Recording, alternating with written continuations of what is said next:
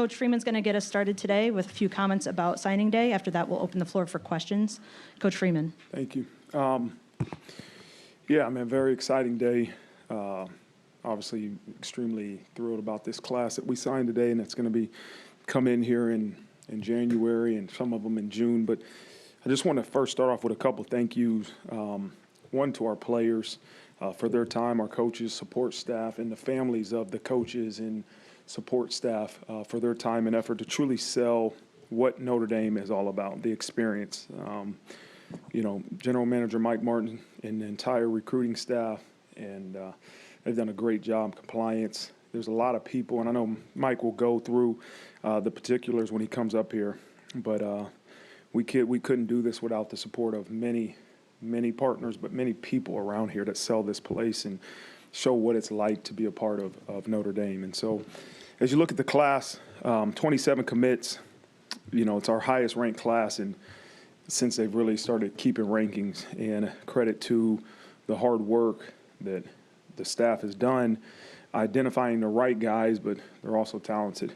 I think we had 16 signees that were evaluated as top 250 players. And so it just, again, reflects the type of player, but also the type of person that's choosing this place. We had 12 states represented from all over the country. And that's what we'll continue to do is recruit the best players in the country that fit Notre Dame. And, again, had a couple legacies in terms of guys whose fathers played in the NFL with Larry Fitzgerald's son, Devin Fitzgerald, Thomas Davis Jr., whose father, Thomas Davis Sr., played, I think, 16 years, and then Caden Finley, whose father, Jermichael Finley, played in the NFL and was a great player. So excited about each and every one of them.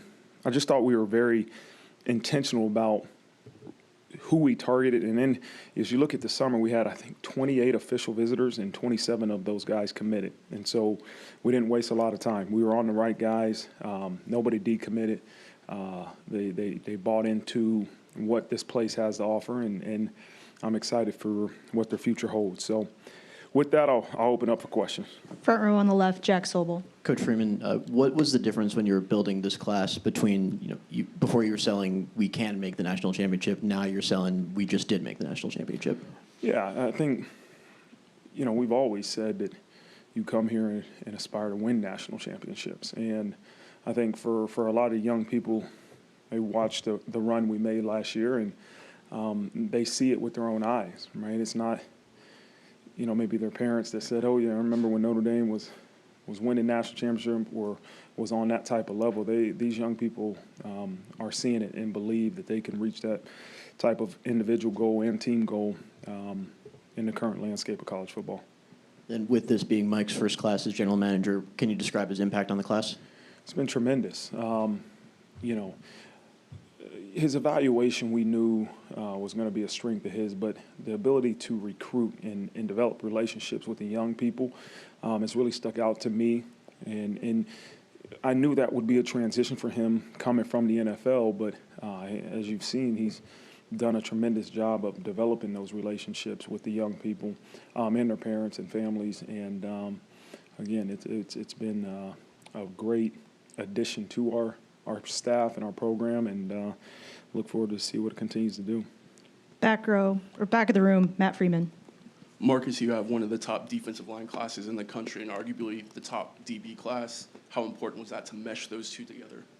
Yeah.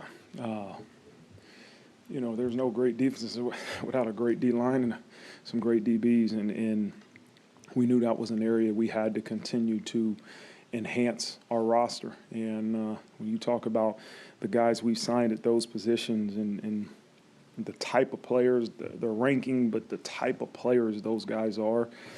As the D-line, you got a couple of inside guys, you got two elite edge rushers, and then to me, you got the best DBs in the country. And all of those guys that had decided to sign with us. And so it's exciting. We're always going to pride ourselves on the type of defense we play here, and those guys are going to add to what we've already got started. And then you have several new faces in the recruiting office. What did you kind of learn about that group of Carter, Jordan, and Myron throughout the cycle?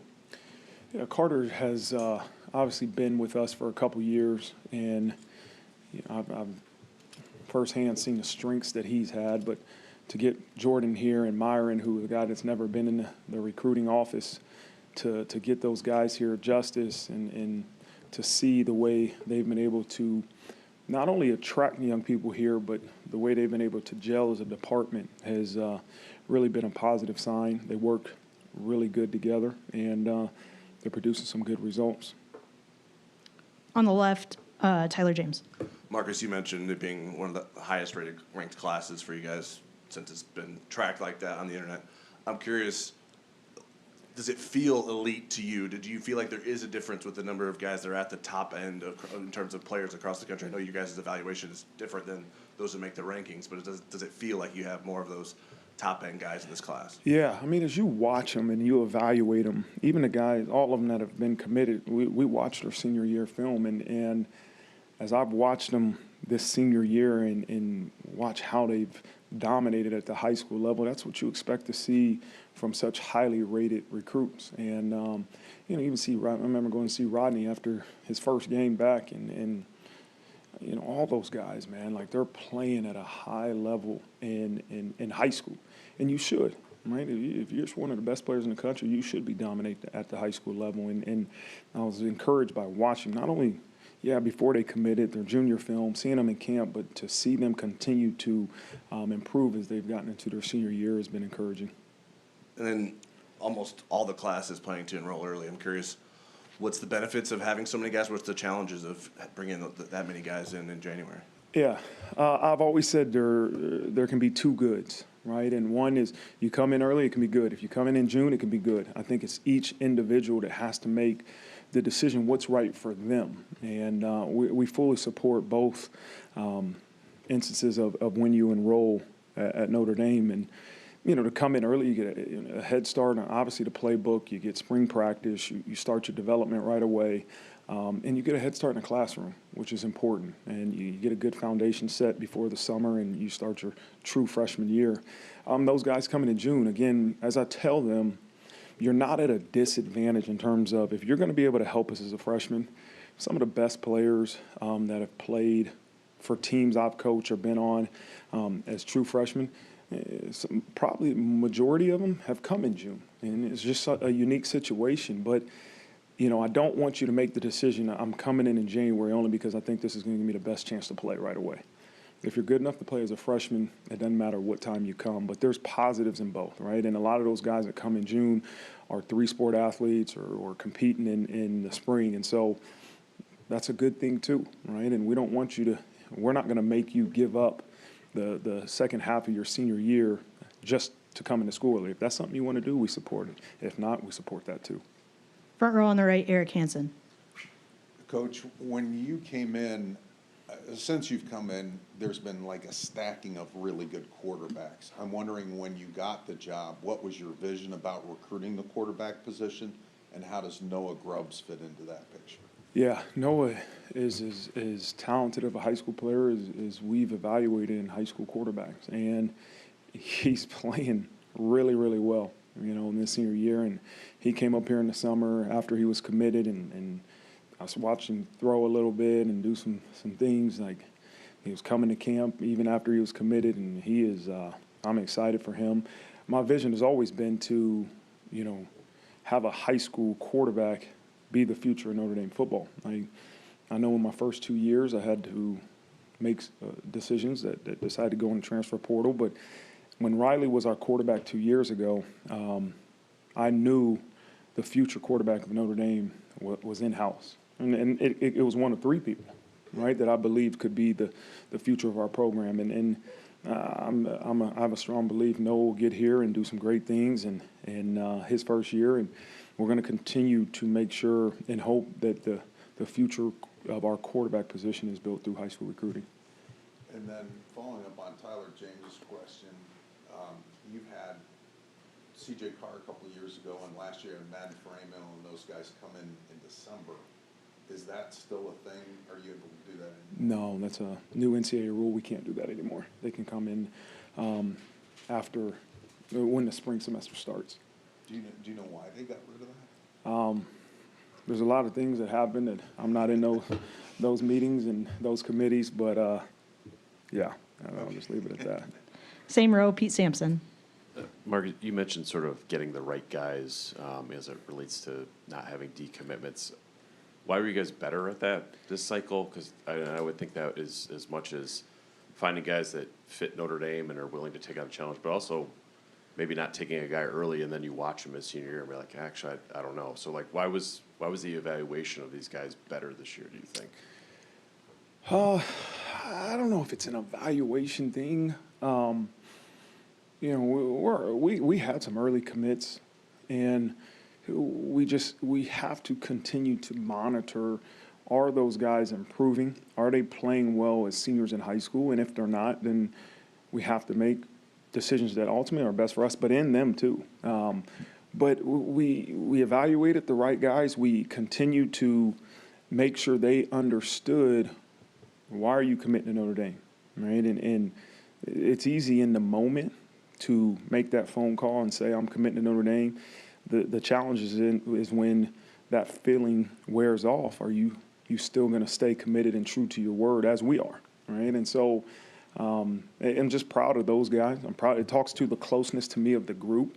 They got a strong bond with each other, right? And there's a closeness amongst the class.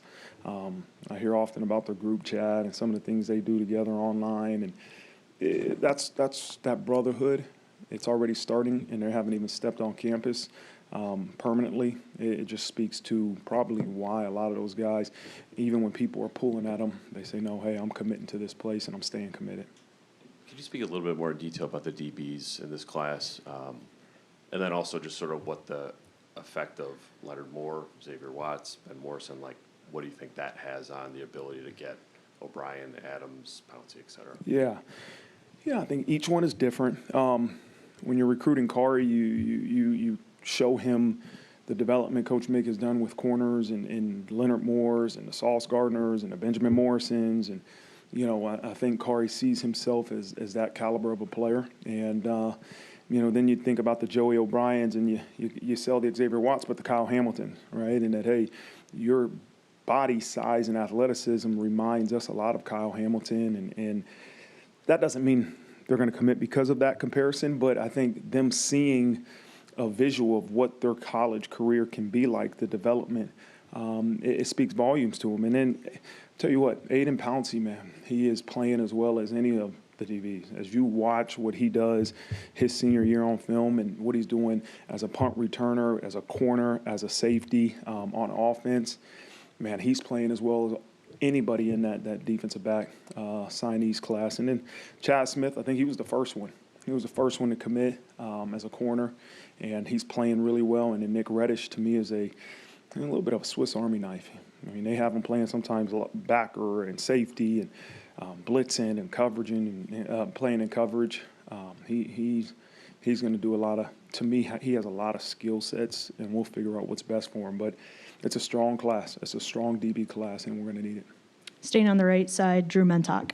Kind of following up on Pete's question, I think that's 11 defensive backs in the last two cycles. What made you really want to load up at that position group, especially with modern college football? Yeah, I think as you look, my first year, 21 as the defensive coordinator, and even in 22, you know, we've always been linebacker heavy, but you see we're transitioning more of a nickel defense. You're playing with more DBs than you have in the past, right? You're playing with 5 DBs, and we have to continue to increase that number just because we're playing with more. And it's important, right? I think our linebacker room is pretty deep. And then you add, I think we added 2 more linebackers that are extremely good players. But we knew the numbers have to start trending in a way that you're going to probably take another DB instead of an extra linebacker in these upcoming years. And you mentioned 2 NFL legacy players in the wide receiver room, but what stands out to you about that room as a whole? The wideout room?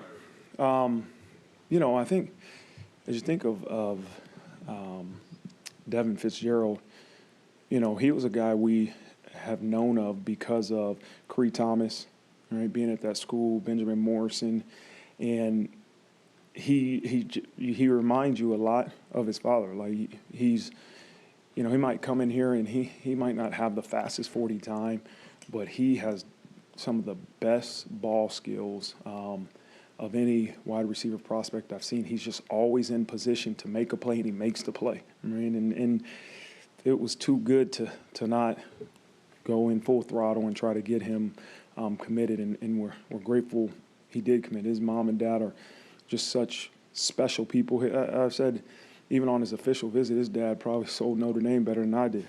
His dad was he did a really good job of selling to other recruits, to parents, on what makes this place special. Larry has some relationships with a lot of key figures here associated with Notre Dame, and his son sees what his endless possibilities are as a football player, but also as a student here. The second guy was Caden, right? Caden Finley. He's playing probably some of the most competitive ball in all of high school, in his conference and his league.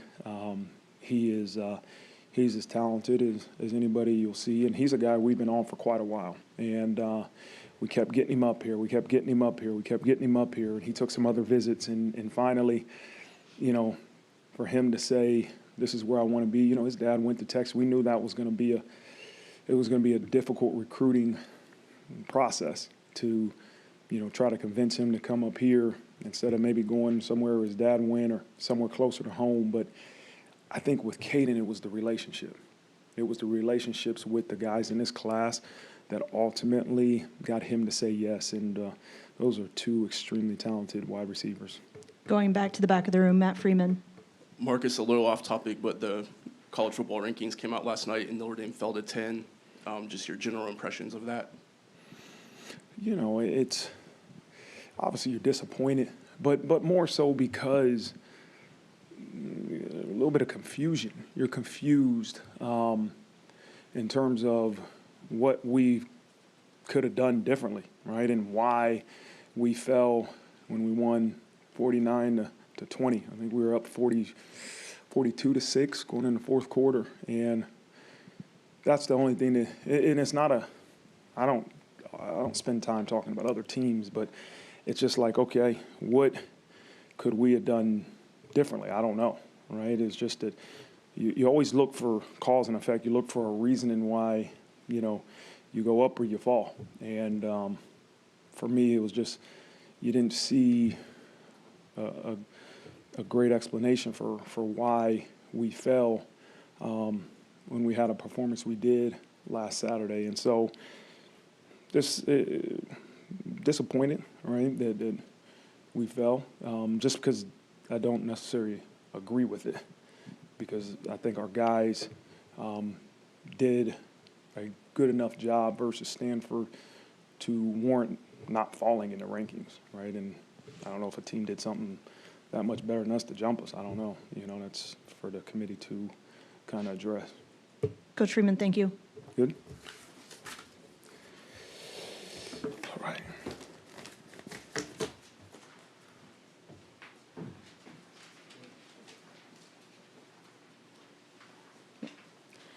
Next, we have General Manager Mike Martin. He will open up with a few remarks, and then after that, we will open the floor for questions. First, I want to thank all of you for coming, for joining us today, braving the weather here a little bit, and I know everyone wasn't able to make it, but thank you that all of you that did. Wanted to start off with a few thank yous. First, thank God for having his hand on this class, helping to put this class together. Definitely felt his presence all through putting this class together. I want to thank Coach Freeman. Coach Freeman is an unbelievable recruiter. He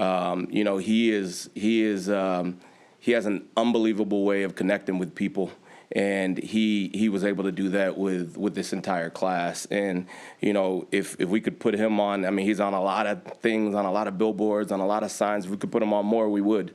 He is the one you want out front, and he's our leader here, and he's just dynamic in his ability to connect with these young people. And so he's been awesome, along with his coaching staff. Man, we want to thank the coaching staff because they just do an unbelievable job of building these relationships. They have a really hard job. You know, they got a Monday through Friday. I'm trying to game plan and figure out how we're going to win on Saturday. And then you get to the bye week, and it's the little bit of a break they get, and they go on the road for us, and they go, recruit, and they did an unbelievable job of helping bring this class together. I want to thank Pete Bavacqua, best AD in the country, just supporting us and helping us to recruit this class up. And he's always makes himself available to help us. And, he is just unbelievable support. There's, so many names, I'm going to go through real quickly, but Ron Paulus is super helpful, does a lot with the contracts and the NIL stuff, and Lauren Hanna redlining these contracts and these deals, grateful for her help with this. All the Notre Dame support staff, I mean, too many names to mention, but, from sports performance, to the academic support staff, unbelievable job on all of their ends, and we thank you for your help and your support with this. Want a special thanks to the admissions, Mickey Kidder, great partner to work with in trying to get these student athletes admitted here, and she's been super helpful, and I just enjoy working with her. Awesome person. I would say there can't be a better person in the country doing that type of job and her job, and it's a joy to work with her. Rally, our collective, unbelievable, and we're gracious and grateful for all the help that they give. It's headed by Kayla Rogers. I see Jada in here, but Rally is super supportive, and there's no way that this class comes together without Rally, 100%. Anthony Travel, 3 Leaf Catering. I want to thank Fighting Irish Media, Katie Lonergan. We got Sarah over here. We got Kevin and Claire, I think, are in here as well. And, I think, to recruit these young people, you have to be able to meet them where they are. And they do a great job with just the content and the graphics and helping to connect in the social media space, and just coming up with cool, colorful things that draw their attention. We're able to kind of sustain their attention, and we wouldn't be able to do that without Fighting Irish Media. I want to thank Pat Garrity, who helps run, he helps with the NIL portion here, heads up NIL here. Special thanks to Pat Rogers, who's in here. Definitely this wouldn't have happened without Pat. We were up many nights trying to get a lot of this done. We'll talk about some of the NIL stuff later, I'm sure. But there's a business side to it, and Pat is really gifted in that area, and I couldn't have done it without him. We couldn't have done it without him, and we were up many nights. Last night, in fact, till about 2 a.m. trying to get some things done. But he is a major reason that this class turned out as well as it did. I want to thank, my recruiting staff and our recruiting staff, the special group of young people that are able to connect with other young people, and help us to build the relationships necessary. Starting with Carter Allman, our director of recruiting. Carter, from Carter to Myron Tagovailoa, Justice Bathis, Trey Reeder, just elite relationship builders. And they were able to connect right away from phone call to in-person interactions with this class and the young men in this class, and they key component to what we were able to accomplish. Jordan Blake, he handles coaches' travel, logistics, a lot of the operational stuff, and works hand in hand with the coaches and getting, all the things done as it relates to the recruiting and their schedules. And he's been unbelievable in that role. Ariella Ellis, Ari, we added this year. She came in when I came in. She handles a lot of the academic stuff. She works with academic support staff and admissions. She works hand in hand with Mickey and her group. And it just has really taken a lot off of me and allowed me to focus on other areas, but she's done a great job. We have 24 of our 27 commits are enrolling early, and that really doesn't happen without her. She above and beyond in terms of the admission stuff. I want to thank Becca. Becca leads the charge. Becca Seitz leads the charge on official visits, on-campus visits, and we have some incredible tailgates, some on-campus deals, and it all has a lot to do with her planning, preparing, setting up things that, I've seen different things this year in terms of hosting, these young people and the individuals and, the student athletes that I hadn't even seen some of these things in the NFL and at the professional level. So she's done a great job there. And I want to thank Matt Jansen, Anthony Tresh. They've been done a lot of things in the evaluation space to help us pick the right players, from a athletic standpoint, from a talent standpoint, and I want to thank them. I want to thank Timmy, Stu, JMO, all the dedicated workers and the student workers that offer their hard work and their time.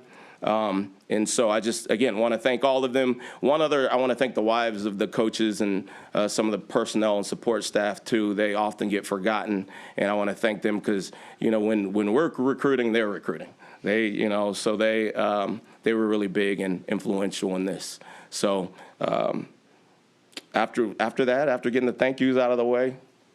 Great. Up the middle, Tim O'Malley. Yep.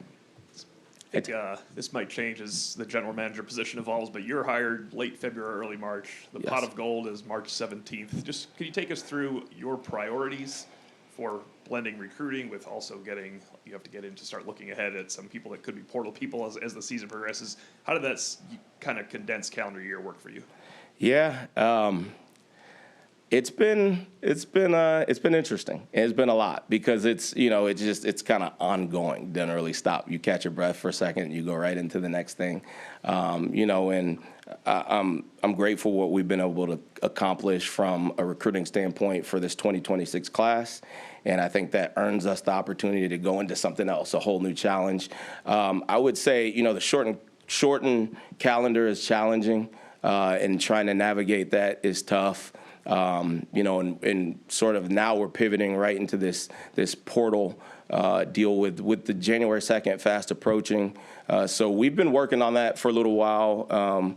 We've sort of narrowed our focus on some targets, and when we're able to reach out to them, we will at the appropriate time. As far as pot of gold, when I got here, I was saying, man, I thought this was the coolest thing ever.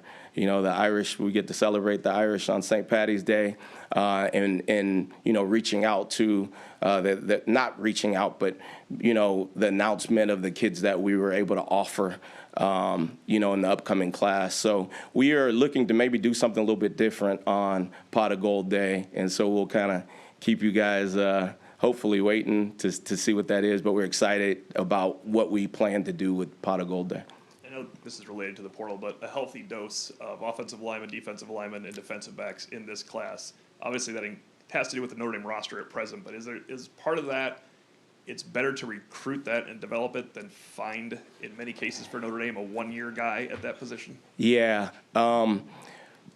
You bring up a good point. I mean, I would say what makes us unique is we embrace the fact that we're a developmental program. We thrive by, finding the right individuals in high school and developing them. We talked about, you mentioned supplementing at certain positions. It's difficult in the portal, right? There are certain positions where they're just at a premium, and there aren't a whole lot of them in, their NIL opportunities or the opportunity to make a lot of money as it relates to NIL. Just makes it difficult to target a lot of these guys. So, to your point, I think our emphasis will be continuing to sort of develop at the O-line, at the defensive line position. But there are a few guys that we kind of got our eyes on that, potentially could come in and help us. On the left side, Tyler James. Mike, sort of related to that, I'm curious, it seemed like you kept adding at certain positions where you already had a number of guys like offensive line, receiver. Yeah.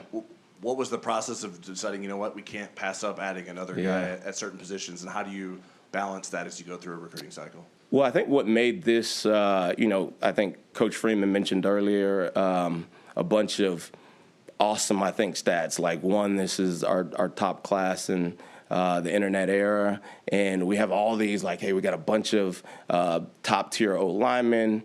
We got we have 2 top 10 running backs, 2 top 10 tight ends. I think 2 top 10 edge guys.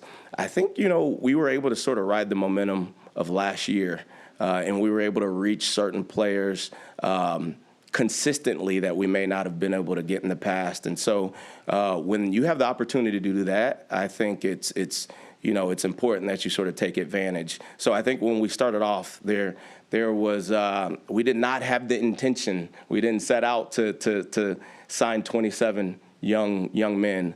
But I think as we got going, we were faced with, do you add another super talented individual? And we just couldn't pass up on adding, even if that meant sort of stockpiling at certain positions. I'm curious specifically about the defensive back group, as yourself being a Yeah. former defensive back. Yeah. What makes that group so good? What do you like about the defensive backs you've signed? Size, man. We've continued to add size at the defensive back position. We talked about some of the Joey O'Briens, just long, rangy, unique ability to sort of get his hands on the ball and take the ball away. Aiden Pouncey, another just a big defensive back. He's a super talented kid, can play multiple roles. He can be a corner, he can be a safety, punt returner. He's even played receiver, and not to backtrack, but Joey O'Brien, playing a receiver and setting records on the offensive side. I think recently broke Marvin Harrison's receiving record, something crazy like that. I also think Chaz Smith is a longer corner, with press man ability and man coverage ability. And, I think he's unique and offers us, again, more size and ability to kind of match up with, these receivers, a lot of them are growing in size, and so you got to be able to sort of match them physically. And I think we're able to do that. Nick Reddish, another one. He may not have the size, but Nick plays probably twice as big as he is, and he's a physical, violent player on the football field and sort of fits this place. And so, all of those guys, I think I love the fact that they bring size. I think they all are impact players that have an innate ability to affect the game. And so, that's what excites me about that defensive back class. Front row on the right, Eric Hansen. Hey, Eric. Hey, Mike, you came in and these GM jobs across the country were not cookie cutter. They were a lot of different skill sets. And then you get all these new rules kind of thrown at all of you in July. Yeah. And the thought was you're going to have to evolve in this job. I'm wondering how that process went for you, and where would you like to see your role evolve in this second year on the job? Yeah. I'll admit, truthfully, I didn't know what I didn't know.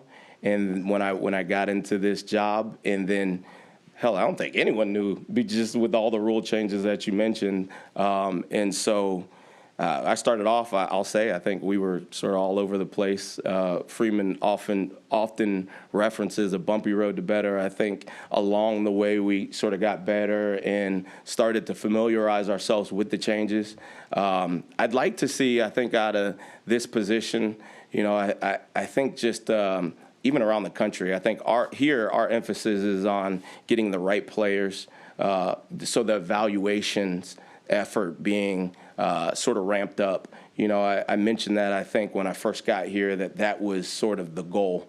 And then, somewhere along the way, I think, we got mired in all of these changes and all of these things, and then we were able sort of to pull it back together and get back to what we wanted to do, which was, hey, let's focus on, one, finding the right individuals, the people. So when I say evaluations, not just from a football standpoint, but digging into the backgrounds of these young men, spending actual time getting to know them, doing some research, and making sure from a talent standpoint we're getting guys that sort of fit the bill and that are going to come in and be able to help us at some point. And, I think so the emphasis there, I think, is important, and I'd like to see that sort of grow more, here and around the country, like the emphasis on just the evaluations.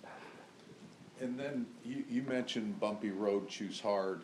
Yeah. A lot of coaches prior to Marcus like to kind of camouflage that. Marcus embraces it. He Yeah. wants to sell it. You being a Vanderbilt guy and being a all-academic SEC guy, how easy was that for you to embrace, other than you didn't have crummy weather in Vanderbilt? And what do you bring to that equation as a GM in helping sell Notre Dame? Yeah, I think, you know, I learned a lot, I think, in my collegiate time, you know, and,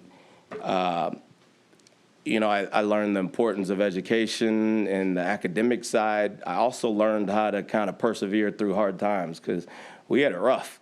You know, while I was there, I think Clark Lee's doing a great job there, and commend them on the year that they had. But I'll tell you that I think I learned, you know, again, that you're going to encounter some hard times. And I think Marcus always speaks to, like, everything that we want in life is on the other side of hard. And so we were able to, you know, he's been able to connect with our young men and our players and just emphasize that, look, man, you know, struggle is necessary. And you know, I think we were faced with that reality right out of the gate in the first 2 games. You know, didn't end up the way we wanted it. We struggled. But through that, I don't think we go on to win the next 10 without that struggle. And he's able to sort of constantly remind this team about the struggle and the significance of hard, you know, and, you know, overcoming challenges helps to kind of build the unit that we're looking to build here. And we've been able to do that thus far, and we're going to continue. Front row on the left, Jack Sobel. Like, you guys are the only Power 4 program to have 0 decommitments in this class, unless there's something that we don't know about. I don't think anyone was particularly close to that since the summer. Like, how were you guys able to keep the class together? Man, I'm so glad you brought that up, because there's a lot of stats, you know, that I think that'll get thrown around about this class, but the one I'm most excited about, most proud of, is the 0 decommitments. And I think, you know, we're excellent here in terms of building relationships, from Coach Freeman, the coaching staff, recruiting staff, the support staff. We're able to kind of connect with these young men on a personal level and build genuine relationships like this. That doesn't happen. You know, this doesn't happen without genuine, real relationships. I think that was key in being able to sort of hold this class together. Also, I think, you know, I think what the benefit of, we try to focus on the right young men, right? Like, I feel like this place isn't for everyone, but for the young men that this place is for, they get it. And it's once they sort of figure out that this is where they want to be, I think they're committed to that. And I think this was the perfect example. And we got a close-knit unit coming in this 26 class. And, you know, it's unbelievable how they've gelled, you know, in such a short amount of time. And I'm glad that they all sort of honored their commitment, signed today. I'll tell you, they signed in about 20 minutes. So they were ready, and we're ready for them. You talked about kind of building on the momentum of last year and reaching players consistently that you might not have in the past. Like, can you explain a little bit more about what that looked like when you were building the class? And is there anyone in particular you feel like might not have given Notre Dame a second look if last year's run didn't happen? Yeah, no, I would say, I don't want to single out anyone, but I would say at several positions where, you know, I think what made this class the mega class that it is that we were able to sign guys that were at the top of the board on, you know, all around the country, right? And usually I think, you know, I don't know, this is my first recruiting class, but I would think, like, even in the draft, it's like, oh, okay, these are the guys we want to target, you know, but later on, you know, there's a little bit of a, well, we'll settle for this. I don't really feel like we settled anywhere. I think there were a lot of positions where we got guys that were at the top of boards all across the other schools and all across the country. And so I feel like, you know, we were, that sort of led us to take 27 young men. And I think there are certainly some guys that, you know, I'm sure that are still getting calls, you know, that could have gone a bunch of different places. But we're glad that they chose the Irish. Front row on the right, Pete Sampson. Mike, you had mentioned sort of the NIL components and contracts. How, I guess, easy or difficult is that element of your job? And at what point did you feel comfortable about it, or is that something you kind of never get totally comfortable with? Yeah, I think I'm still trying to get comfortable with that part. I think it's, I think when you're sort of dealing with men at the NFL level, it's sort of, hey, everything is business, and you earn a check, you earn a contract, you get but at the college level, we connect on so many different levels. It's again connecting with the young men, helping to develop them, build the relationships. So sometimes it makes some of the negotiations over NIL difficult. And you're dealing with, at times, agents who, some of them are the greatest in the world to work with. There's some aren't as easy to work with. Sorry if I don't want to call out anyone. I'm going to have to work with a lot of them. But I'll say, and then there's families that represent themselves, and then there's even young men that represent themselves. And I just think you find yourself constantly trying to adjust to who you're working with. But I think, I think here it's transparency with them, transparency as to how we see them from an valuation standpoint. And I just think being upfront, being clear with them, helped us to sort of navigate that space. But it's still something we're working through. There's challenges. There's, there's contractual language in there that, they're not always receptive to. So there's a lot of back and forth and redlining. And so that's kept us pretty busy. But I don't know that's something you ever get comfortable with, but I'm glad that it is where it is, and we are where we are, and I'm glad that this class came together. You'd mentioned the intention the intention wasn't always like, let's take 27. Yeah. At what point in the cycle did you guys sort of realize or come to terms with all right, we have more interest than we have spots, but let's push the envelope here, whether that's somebody like Ian Premer, you already have a tight end committed, yeah. Or maybe you take a sixth offensive lineman. What point in the cycle where you're like, okay, let's just push this as far as we can take it? Yeah, I don't know exactly when or what number it was, but I know that we got to a point where I was like, whoa, I'm not sure if we can add another person. And then I'm like, well, there's no way we can pass up on this. So, there's a lot of gymnastics that'll have to occur in terms of, roster spots and spaces, and and we'll figure it all out. But it was just there was a time, I don't know the exact point, but there definitely was a time where it's like, well, wait a minute, should we add more? And then when you're sort of faced with the talent that's in front of you and the type of young men that were in front of us that we feel like is perfect for this place, it just made it too hard to say no. Staying on the right side, Drew Mentok. You mentioned Anthony Tresch's role in recruiting. Yeah. What specific impact did he have, and how did he maybe incorporate analytics into evaluations? Yeah, I mean, I don't want to give away all Tresch's secrets. I don't know all of Tresch's secrets. Sometimes lists pop up, and I will tell you that we've had great success with some of the lists that have popped up, but he's able to sort of use numbers and statistics and games played and all sorts of information that helped us sort of narrow our scope and focus in on the right players. I had some experience with that coming from Detroit, and so I came in here, and Tresch was able to sort of pick up where I left. A lot of the things that we were doing where I left, he sort of was already on top of it and knew how to sort of aggregate numbers and use standard deviation and a lot of that to kind of get to our targets. And don't let Tresch fool you. Tresch is an awesome evaluator as well, and he was able to he did a lot of evaluation for us and helped us sort of narrow our focus and get to the right names. And so hats off to Tresch. He's unbelievable at what he does. Coach Freeman mentioned that he knew you'd be a good evaluator, but your ability to recruit and develop relationships really stuck out to him. What allowed you to kind of hit the ground running in that area? It's I think the thing I was most concerned about when I got here was the recruiting part. I'd done all the other things I've evaluated. I could help to create a board, of talent.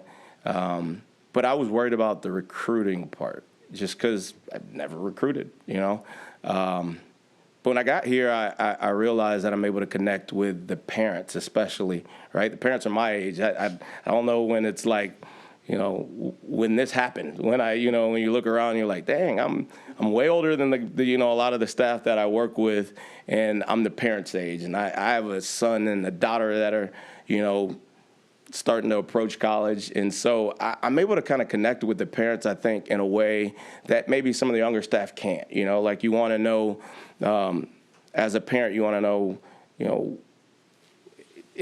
what do you think about this place and me leaving my son here, the safety of it, things that I think sometimes young people don't necessarily think about, like long-term things and goals, and sort of how that meshes. And I think, again, I've been able to connect in ways that I didn't realize I would be able to, I think, coming in. And I'm, there are a lot of people that are interested in what I have to say as it relates to that, and that sort of came as a surprise to me. And so I think that was the surprising thing, is being able to kind of connect with the parents and even the young men. I think I have a natural connection that way, because I think most of these young men, all of these young men, aspire to one day play in the NFL. And with my NFL background, I think that gives me some credibility with them, and we're able to have some conversations and how I see them, and do I think they have the ability to make it to the next level, and so it sort of walks you into these conversations. Back of the room, Matt Freeman. Mike, when you were with the Lions, you guys had some success with running backs going against the grain. I guess, what do you like about Jonas Walton and Javian Osborne? Man. So first, the first name, Jonas Walton, I mean, it's rare that you find that combination of size and speed. He is a tough, powerful young man that is a big kid. When you see him up close and in person, you're sort of taken back by, how big he is. And he's put together, muscular, strong kid, but he can just flat out run. And I think that's a God-given ability and talent. And he does a lot of things in the running game and the pass game as a returner, and he just offers incredible value, as it relates to what he brings to our program. And Javian Osborne, J.O., he's just a naturally gifted runner. He has vision, anticipation, feel, instincts that are unusual for a high school running back. And I was able to see that, I think, right away on film. And, I think with the very first time I saw his film, I looked and I was like, oh, who's this kid? And right away I was like, we got to get him on the phone. And he's just an extraordinary talent as it relates to, he sees things differently. He sees the feel and color. And that's the kind of talent we're looking for. And then you've kind of touched on it, but just coming from the NFL, what have you learned about college football recruiting over the course of a full calendar that you can enhance in year two? Yeah, I definitely think we can evolve in a lot of different ways. I think we believe in sort of like rapid evolution and constantly evolving. And I think, we will continue to grow and improve how we're communicating with the players, right down to, who's communicating with who, when are we communicating. We're going to have a concerted effort on improving, even what I think is a strength of ours is when we get young men on campus, our close rate goes way up, and so I think they find this place to be as extraordinary as we do. But I think we can continue to improve there on, our on-campus, visits. And I think every area of our department, we're going to continue to evolve. I think we do a really awesome job of, after every event, whether it's, a Saturday tailgate and an unofficial visit, we have committee meetings where we discuss how can we improve, how can we get better. And so, for us, it's about the golden standard and trying to reach the golden standard. And we know that, that thing it's way up there and it's hard to get to, but we're going to continue to chase it in every area of the program. Last question opportunity for Mike on the left, Pete Byrne.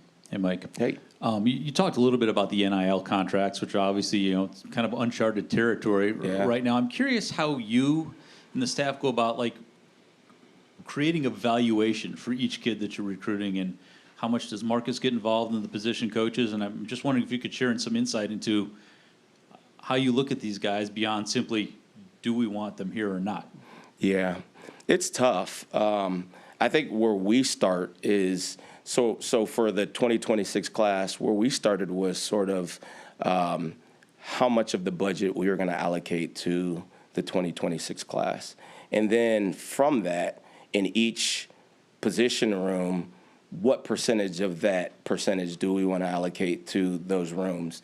And, and then you were able to sort of like divvy up the funds from there and the budget from there. It's hard to just kind of put a number on something. I think what's interesting, what's tough, because there's not a lot of shared information as it relates to what guys are making, or what's Alabama paying guys, what's Oklahoma paying. You don't really get that information, so you have to kind of fall back on what you know. And I think I sort of took the idea from the rookie salary pool. And we sort of used that, and we took that idea and we were able to break it down. Now, when you get into these negotiations and conversations, it sort of goes where it goes, and and sometimes you have to, your percentages can get a little off, trying to land certain targets. So, but I think it's a good baseline, a good starting point, and that's sort of how we sort of set the initial valuation. Is we also, obviously evaluate the player's talent, and there's sort of a little bit of a tiering within positions. And so we're able to sort of tier players within positions. But, I will say that I think we hit on top tier players at every position. So. And then this may be hard to answer for the reasons you just gave. You don't know always what other schools are spending, what their budgets are, but you hear these large numbers thrown out, in various reports. I'm curious how you feel about the budget you have. Like, do you feel like it's competitive to this point to do what you guys want to do? No, I absolutely think it's competitive. I think we are positioned well to do what we want to do and what we need to do. Here I think we understand that we may never be the highest paying team or the highest bidder, but it is important to us to be competitive. I think I've mentioned this before, I think we offer so many other things that we don't necessarily have to have the same budget, but we can't be too far off either. It's just if we want to continue to be competitive on the field, and we're going to have to continue to sort of push the number. But I'll say that I think right now we are positioned well for that. Mike, thank you so much. All right, thank you, thank you. everyone, for coming.